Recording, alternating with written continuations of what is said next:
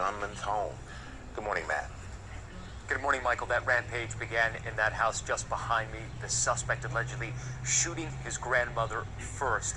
Now, law enforcement officials tell me that the suspect purchased both of those AR-style rifles just 2 days before the shooting legally. Investigation now focusing on whether he had accomplices and whether this was pre-planned in any ways and how the suspect managed to slip through all of the guardrails in place in this community meant to stop an attack just like this.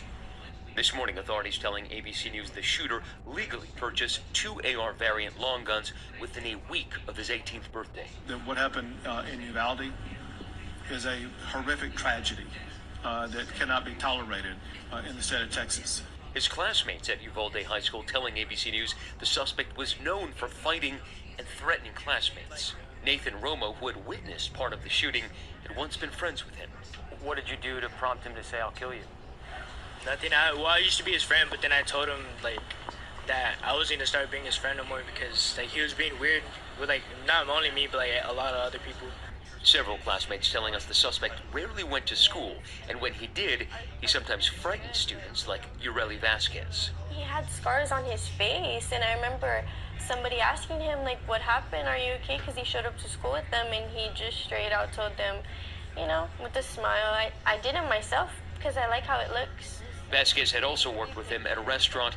Now, investigators working to determine how and when the gunman assembled his arsenal, which included AR-15s, body armor, and numerous magazines. So what we do know, when he did make entry to the school and he was shooting children and adults and teachers, we did have several police officers that made entry and actually were met with gunfire by the suspect. Authorities saying he shot his grandmother before he headed to Robb Elementary School and unleashed that deadly assault.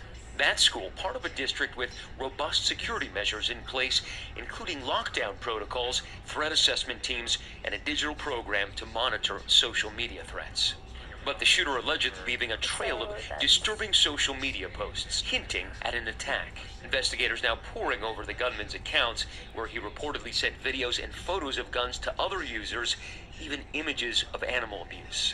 As recently as Tuesday morning, an Instagram account believed to be connected to the shooter sending a photo of a gun laying on a bed to another user. Law enforcement also reviewing screenshots of messages the suspect allegedly sent a different Instagram user, tagging them in an image of firearms. And then the day before the shooting, the gunman also reportedly saying on the platform Yubo, "Wait till tomorrow." Now a community searching for answers.